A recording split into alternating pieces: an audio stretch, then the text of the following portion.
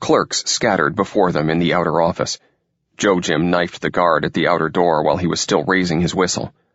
Hastily, they retrieved their own weapons and added them to those they had seized. They fled upward.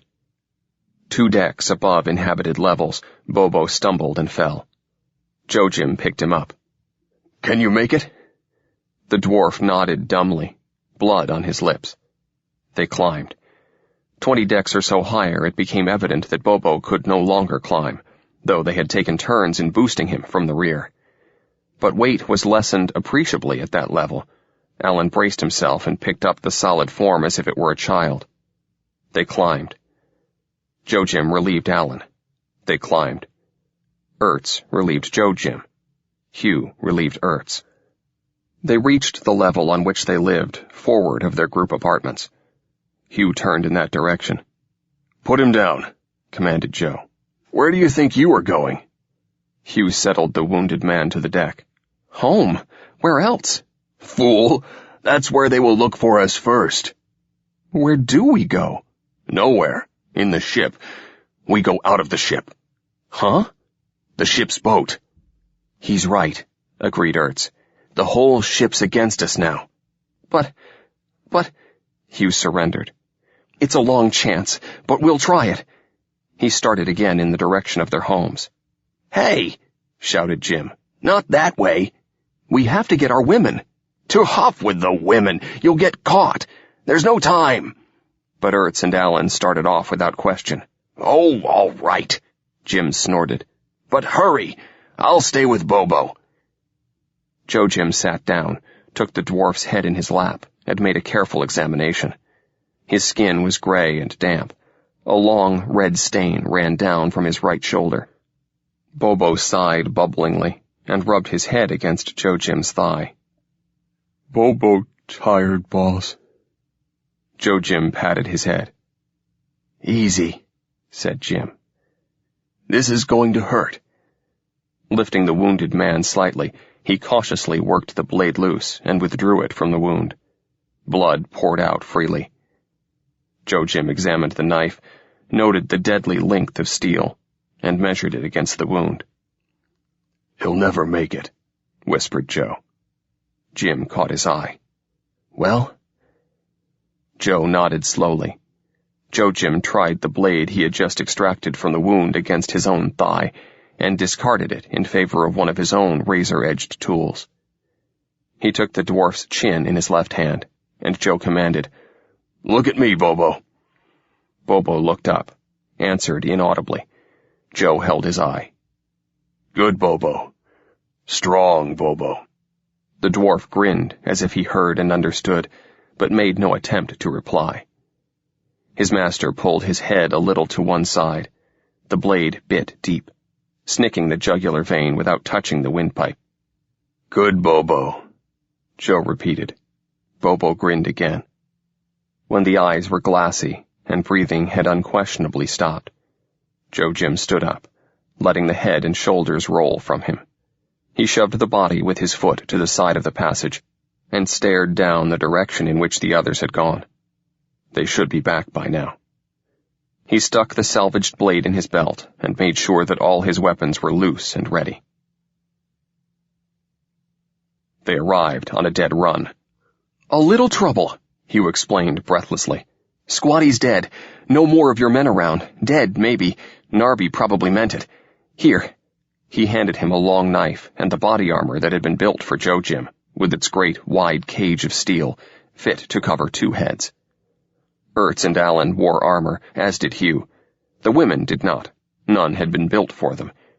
Joe Jim noted that Hugh's younger wife bore a fresh swelling on her lip, as if someone had persuaded her with a heavy hand. Her eyes were stormy, though her manner was docile. The older wife, Chloe, seemed to take the events in her stride. Ertz's woman was crying softly. Alan's wench reflected the bewilderment of her master. "How's Bobo?" Hugh inquired, as he settled Joe Jim's armor in place. "Made the trip," Joe informed him. "So? Well, that's that. Let's go." They stopped short of the level of no weight and worked forward, because the women were not adept at weightless flying. When they reached the bulkhead which separated the control room and boat pockets from the body of the ship, they went up. There was neither alarm nor ambush, although Joe thought he saw a head show as they reached one deck. He mentioned it to his brother, but not to the others. The door to the boat pocket stuck, and Bobo was not there to free it. The men tried it in succession, sweating with the strain. Joe Jim tried it a second time, Joe relaxing and letting Jim control their muscles, that they might not fight each other. The door gave. "Get him inside," snapped Jim. "And fast," Joe confirmed. "They're on us." He had kept lookout while his brother strove. A shout from down the line reinforced his warning. The twins faced around to meet the threat while the men shoved the women in. Alan's fuzzy-headed mate chose that moment to go to pieces, squalled, and tried to run, but weightlessness defeated her. Hugh nabbed her, headed her inside, and boosted her heartily with his foot. Joe Jim let a blade go at long throwing range to slow down the advance. It accomplished its purpose. His opponents, 6 of them, checked their advance. Then, apparently on signal, 6 knives cut the air simultaneously. Jim felt something strike him, felt no pain, and concluded that the armor had saved him. "Missed us, Joe," he exulted. There was no answer. Jim turned his head, tried to look at his brother. A few inches from his eye, a knife stuck through the bars of the helmet. Its point was buried deep in Joe's left eye. His brother was dead. Hugh stuck his head back out of the door. "Come on, Joe Jim," he shouted. "We're all in." "Get inside," ordered Jim. "Close the door." "But get inside." Jim turned and shoved him in the face, closing the door as he did so. Hugh had one startled glimpse of the knife and sagging, lifeless face it pinned. Then the door closed against him, and he heard the lever turn. Jim turned back at the attackers. Shoving himself away from the bulkhead, with legs which were curiously heavy, he plunged toward them, his great arm-long knife, more a bolo than a sword, grasped with both hands. Knives sang toward him, clattered against his breastplate, bit into his legs. He swung, a wide, awkward, two-handed stroke which gutted an opponent, nearly cut him in two. "That's for Joe!" The blow stopped him. He turned in the air, steadied himself, and swung again.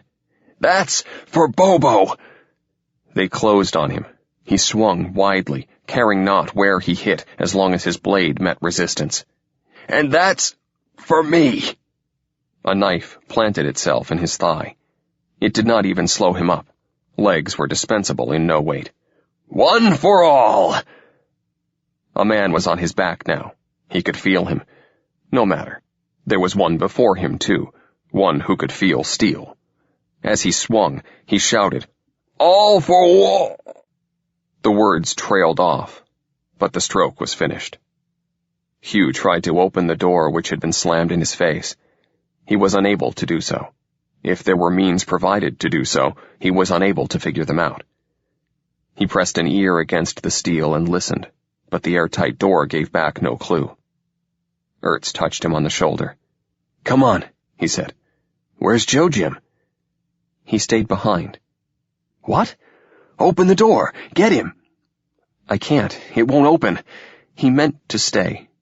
He closed it himself." "But we've got to get him. We're blood-sworn." "I think," said Hugh, with a sudden flash of insight, "that's why he stayed behind." He told Ertz what he had seen. "Anyhow," he concluded, "it's the end of the trip to him. Get on back and feed mass to that converter. I want power." They entered the ship's boat proper. Hugh closed the airlock doors behind them. "Alan," he called out, "we're going to start. Keep those damned women out of the way." He settled himself in the pilot's chair and cut the lights. In the darkness, he covered a pattern of green lights. A transparency flashed on the lap desk. "Drive ready." Ertz was on the job.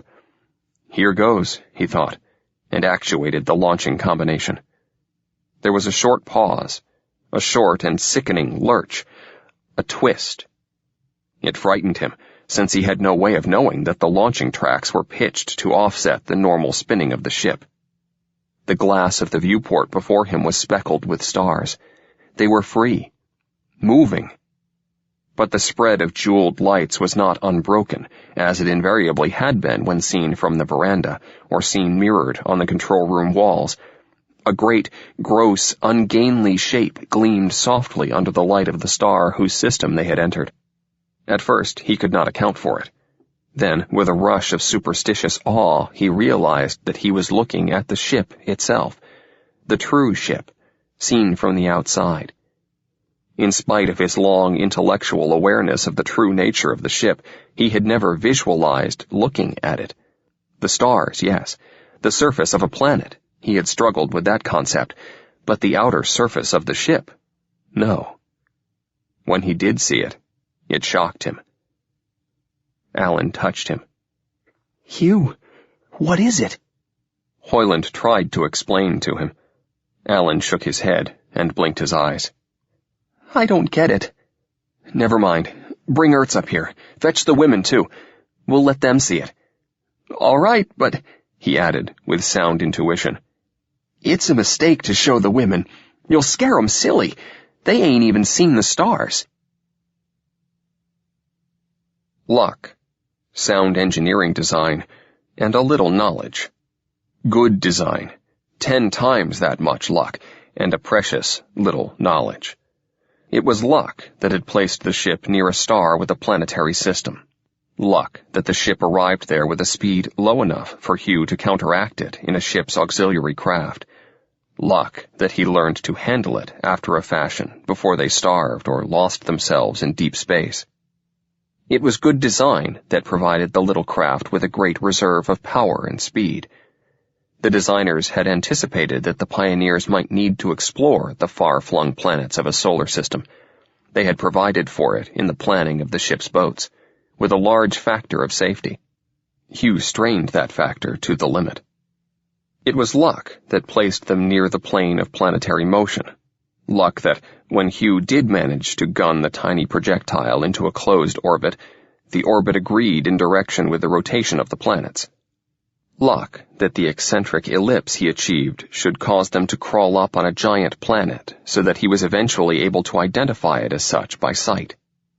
For otherwise, they might have spun around that star until they all died of old age, ignoring for the moment the readier hazards of hunger and thirst, without ever coming close enough to a planet to pick it out from the stars.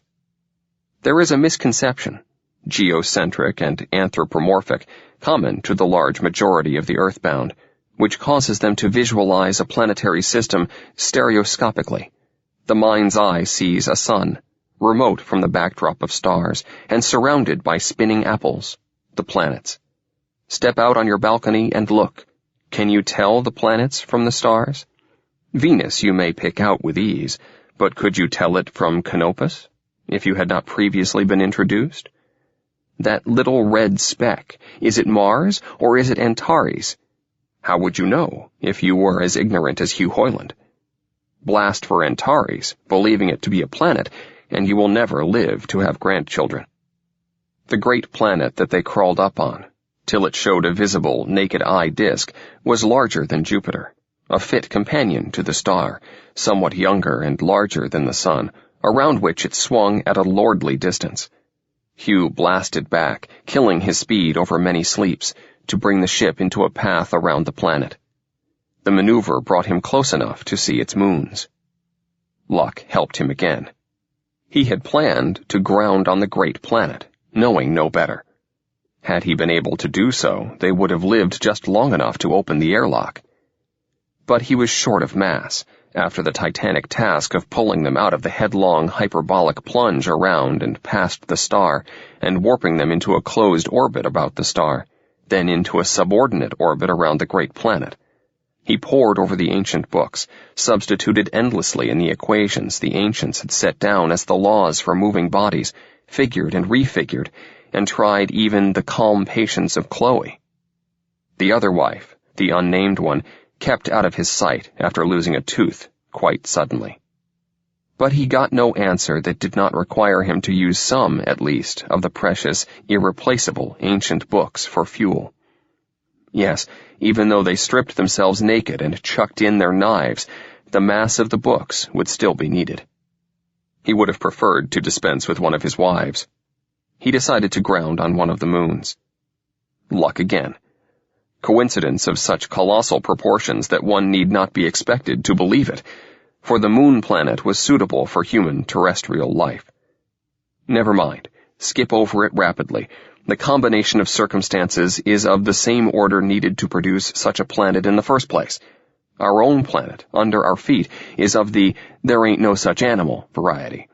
It is a ridiculous improbability. Hugh's luck was a ridiculous improbability. Good design handled the next phase. Although he had learned to maneuver the little ship out in space where there is elbow room, landing is another and a ticklish matter. He would have crashed any spacecraft designed before the designing of the Vanguard, but the designers of the Vanguard had known that the ship's auxiliary craft would be piloted and grounded by at least the second generation of explorers. Green pilots must make those landings unassisted. They planned for it. Hugh got the vessel down into the stratosphere and straightened it triumphantly into a course that would, with certainty, kill them all. The autopilots took over. Hugh stormed and swore, producing some words which diverted Alan's attention and admiration from the view out of the port. But nothing he could do would cause the craft to respond. It settled in its own way and leveled off at 1,000 feet, an altitude which it maintained regardless of changing contour. Hugh, the stars are gone. I know it. But, Jordan, Hugh, what happened to them? Hugh glared at Alan.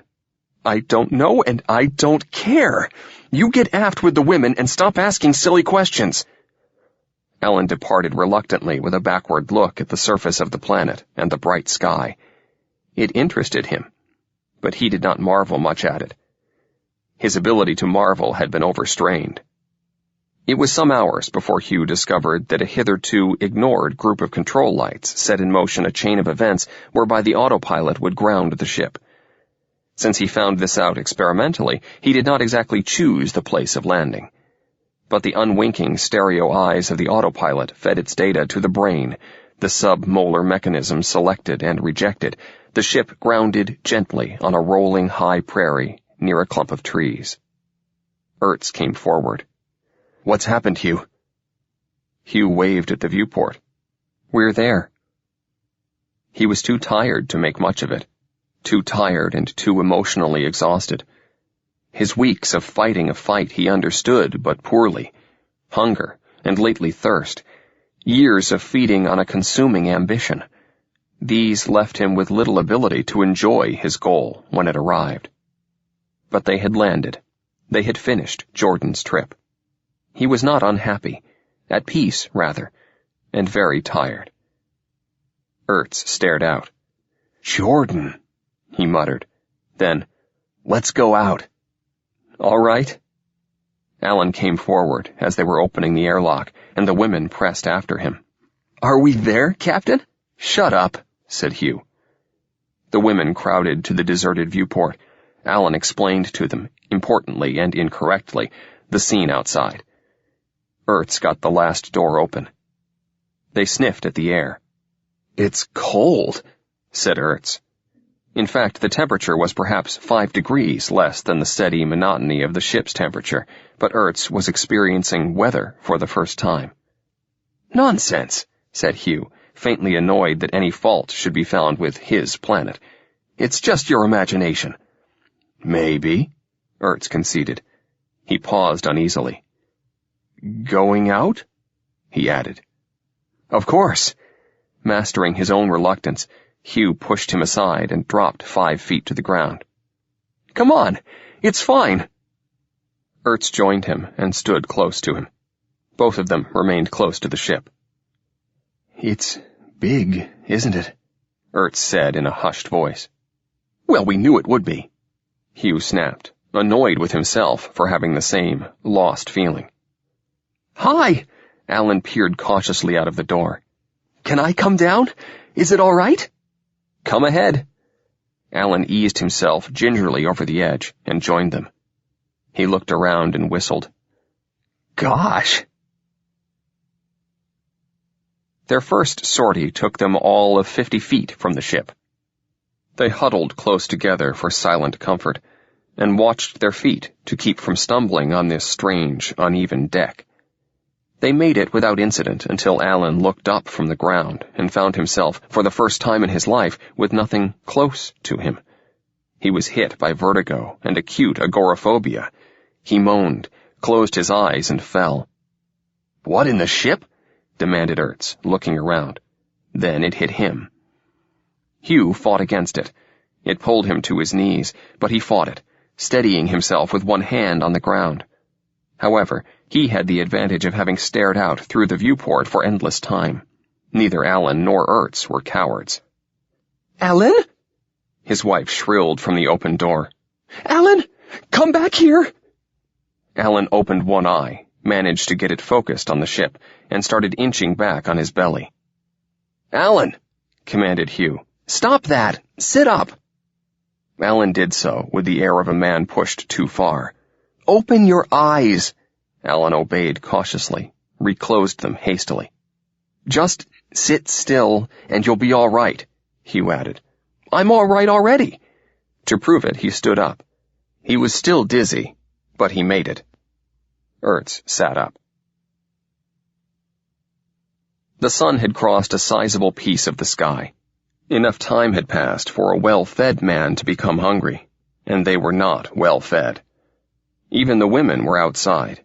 That had been accomplished by the simple expedient of going back in and pushing them out. They had not ventured away from the side of the ship, but sat huddled against it. But their menfolk had even learned to walk singly, even in open spaces.